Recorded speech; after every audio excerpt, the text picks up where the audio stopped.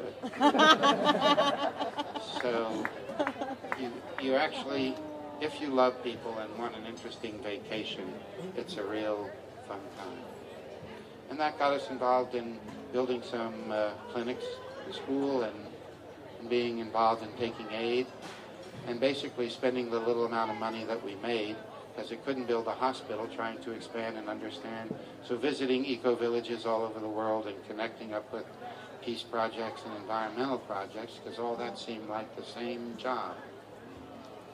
Where I am now is that in the 41st year, last June, we started building. I reported it here, our first big building. We didn't finish. You know, I'm still the worst fundraiser in American history. If any of you can help me, we sure need help. But we are totally ready to deliver a 10% cost, burnout-free hospital when we get enough money.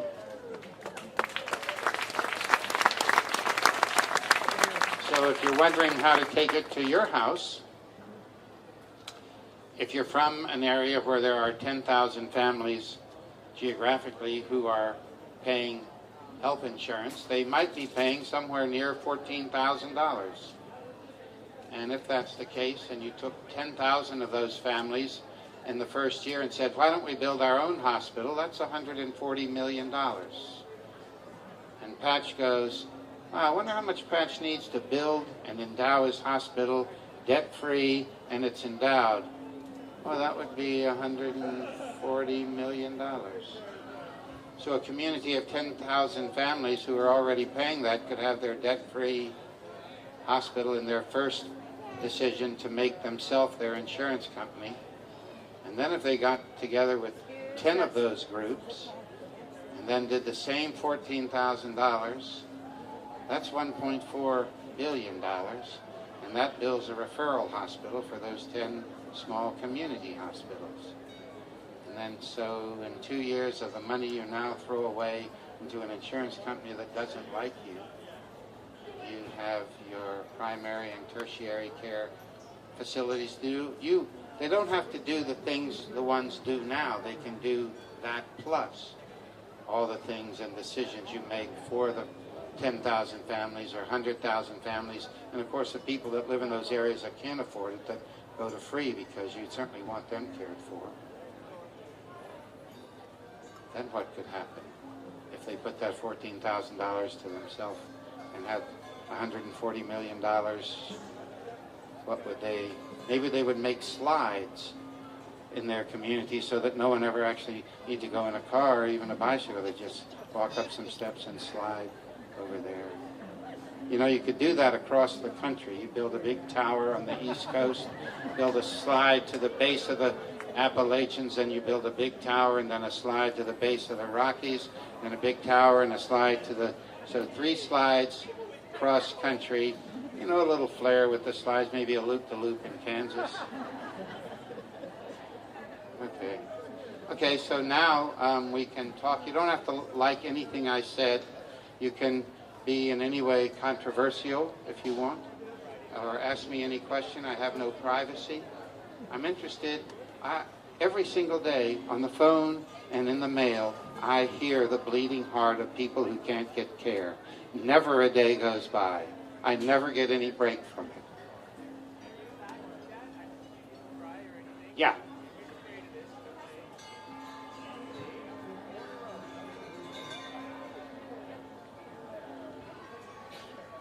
Well, I mean, if I were a wealthy person, I know that my money can't buy the kind of care we do at, say, Mayo Clinic or Johns Hopkins, so they may want to build it just for their family. Would obviously let them use it. West Virginia. But a person who could build our hospital, they can get to West Virginia.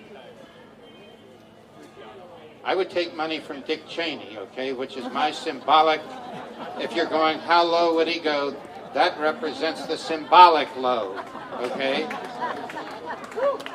So I'm going to turn all money into Revolution for Loving. So if you know Dick,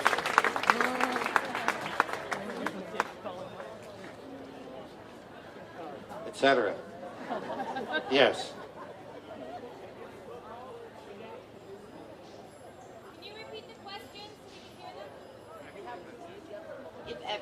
to be required to buy insurance. Maybe you should figure out how to buy insurance to your hospital in different regions, because Oklahoma's made that now clear.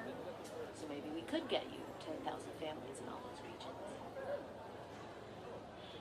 Yeah, I would refuse to buy the insurance. You know, that it's not a good system. And if it actually goes into place, it'll be really hard to get a good system in because they'll think they covered it. And so I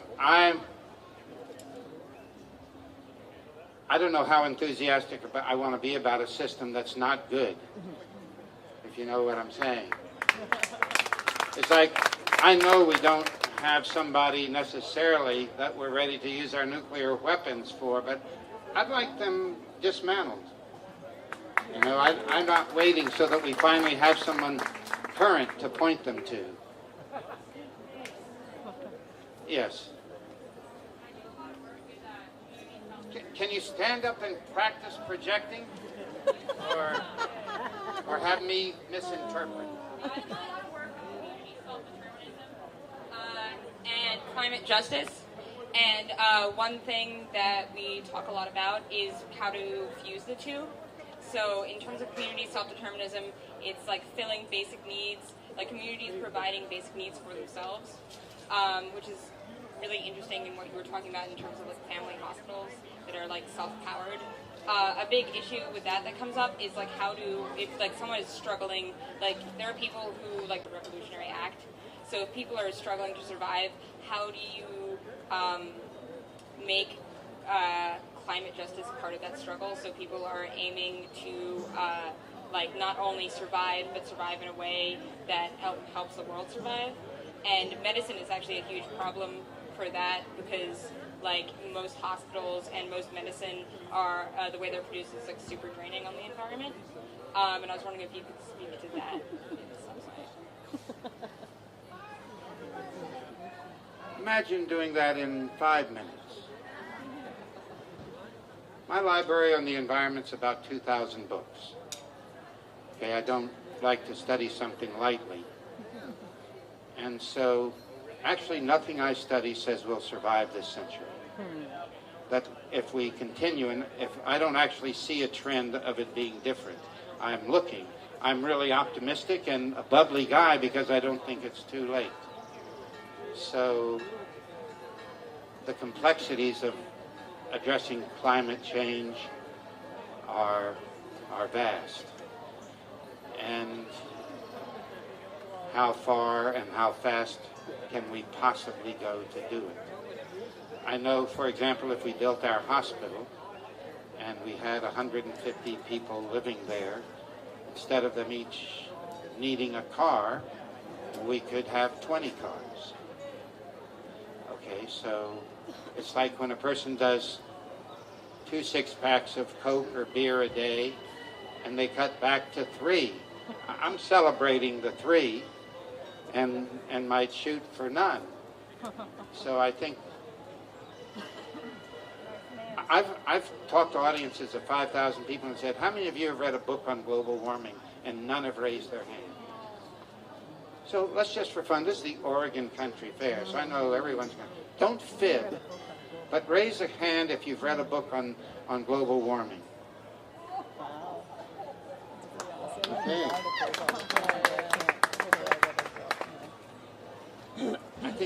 I don't know of a book on global warming that shouldn't make you scared poopless. There are minors here. So, you know, I'm speaking up here. I fly a lot. You know, I'm a 4 million miler.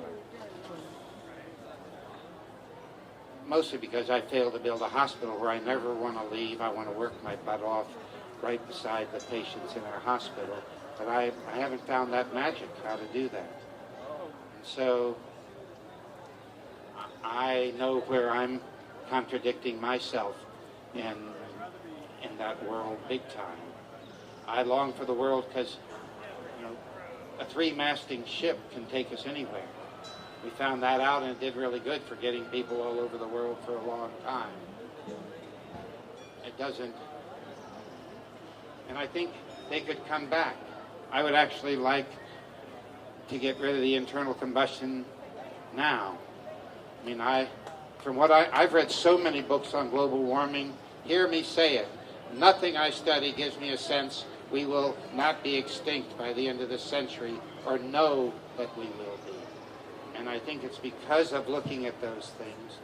And so I think spending one day not thinking about it proactively in change, not thinking about it going, oh my God, I'm going to die. That is the dumbest thing in the world to do when you have an idea that there's a problem. It's, how can I spend the rest of my life devoted to changing it? One of the reasons I'm 67, you know, I live on very little sleep. I work all the time. I have no bad days and haven't in my adult life because I work to try to change it. And what about those slides, right? Who would slide across the country instead of taking the transatlantic?